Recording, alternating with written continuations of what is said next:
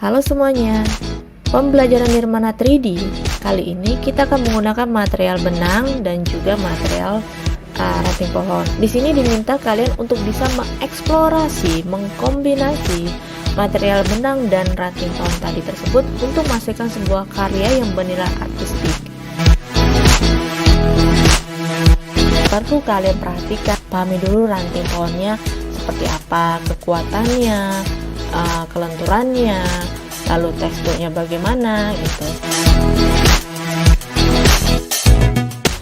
Begitu juga dengan material benang, bagaimana kekuatannya, kelenturannya, kelembutannya, dan kemudahannya dalam mengkaitkan antara benang satu ke benang yang lainnya.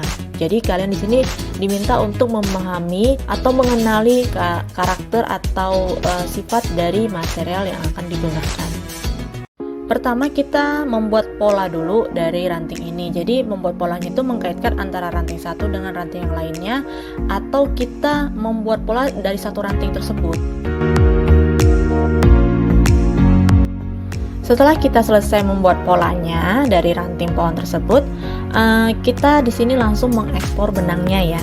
Jadi benangnya itu kita sesuaikan dengan bentukan pola yang telah kita buat sebelumnya. Contoh yang saya berikan di sini agak lebih sedikit renggang atau misalnya agak jarang gitu.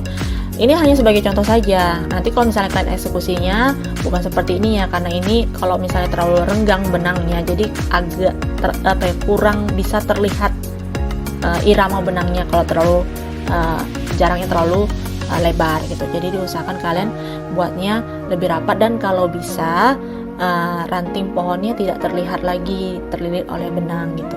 Nah, ini nanti bisa kalian explore banyak ya, beberapa bentukan polanya gitu. Jadi jangan hanya terpaku oleh satu pola saja. Misalnya bentuknya oval, bisa jadi kalian buat dalam bentuk segitiga misalnya gitu. Jadi kita sesuaikan dengan bentukan rantingnya.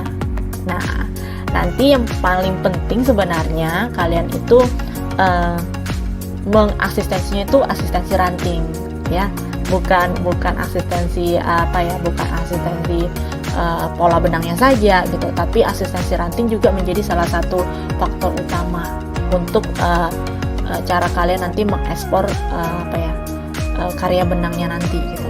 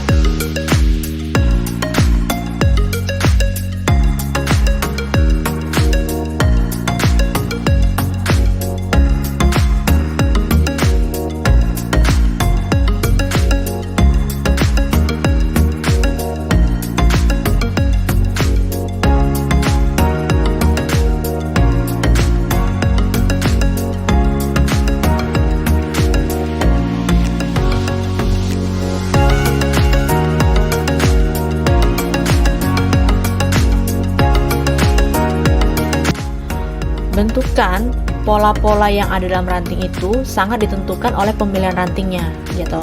Jadi bukan hanya teknik benangnya saja yang kalian pahami, tapi yang kalian pahami juga pemilihan rantingnya. Sebelum kalian mengambil rantingnya itu dari dahan pohon itu, jadi kalian harus perhatikan dulu kira-kira bentukan pola apa yang bisa saya dapatkan dari ranting ini. Jangan asal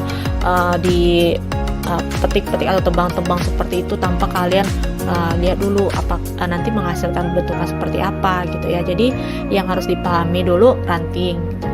Nanti rantingnya sudah dipahami, lalu dieksplor pola-polanya dapatnya seperti apa, baru dieksekusi benangnya gitu. Nah, ini adalah beberapa hasilnya, bisa dilihat.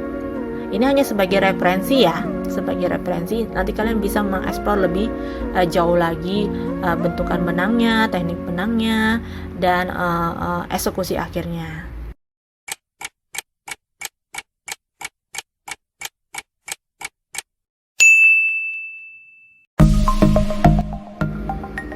Tips kecil yang pertama yang perlu kalian perhatikan adalah menyimpulkan ujung benangnya. Sebab benang jenis polyester ini gampang sekali terurai. Jadi jangan sampai kalian sudah mulai mengikat benangnya, tiba-tiba dia terurai dan kalian harus mengulang dari awal lagi. Tips kecil yang kedua. Nah, di sini kita mengontrol agar benangnya tidak lepas saat nanti kita sudah sampai di ujung pola gitu. Nah, jadi pada saat pertama kalian setelah mengkaitkan atau mengikat benang itu di rantingnya, kalian lilit secara menyilang agar nanti sampai di ujung dia tetap kokoh.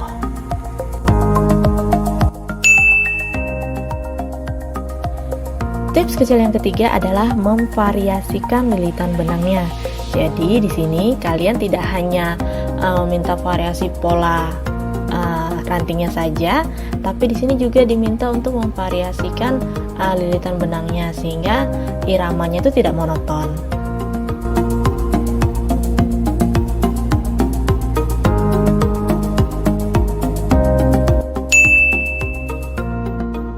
Tips yang keempat adalah menambah variasi pola dari variasi silang sebelumnya ya. Jadi di sini tetap dia metodenya menggunakan variasi silang, tapi kita menambahkan satu langkah sebelum kita menyilangkan lilitannya. Seperti itu. Dan untuk lebih berbeda lagi nanti kita tambah 2 langkah, 3 langkah. Tapi jangan sampai 4 atau 5 langkah ya, takutnya nanti terlalu renggang atau terlalu lebar jarak dari benang satu ke benang yang lainnya.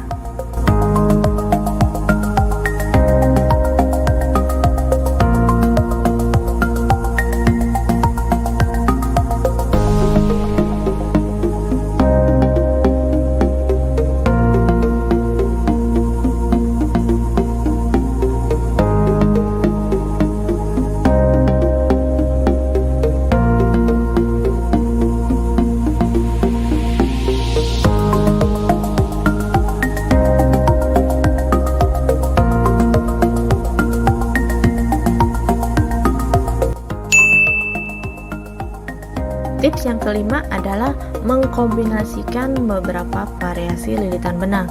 Tapi di sini jangan terlalu banyak ya kombinasinya.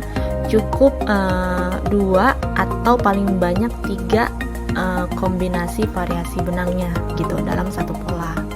Kalau bisa jangan terlalu banyak karena takutnya nanti jadi jadi terlalu rame gitu. Permasalahan tidak hanya ditemui pada benangnya saja, tapi terkadang permasalahan ditemui pada rantingnya. Ada beberapa ranting yang agak sedikit licin pada saat dililitkan benang. Ada juga ranting yang gampang sekali menciut sehingga pada saat benangnya mulai dililitkan, keesokan harinya atau 2 hari kemudian ranting benangnya menciut. Nah, salah satu caranya atau triknya adalah kita memberikan double tip di setiap ranting atau dahan yang akan kita gunakan. Tapi double tipnya jangan terlalu tebal ya atau terlalu banyak ya, karena sedikit saja double tipnya itu hanya untuk memberikan kesan lengket saja agar tidak terlalu mengganggu nanti pada saat kita menempelkan benang di double tip tersebut gitu. Demikian ulasan dan contoh pembelajaran Nirmana dengan komposisi benang. Selamat belajar, semoga berhasil dan tetap semangat. Terima kasih.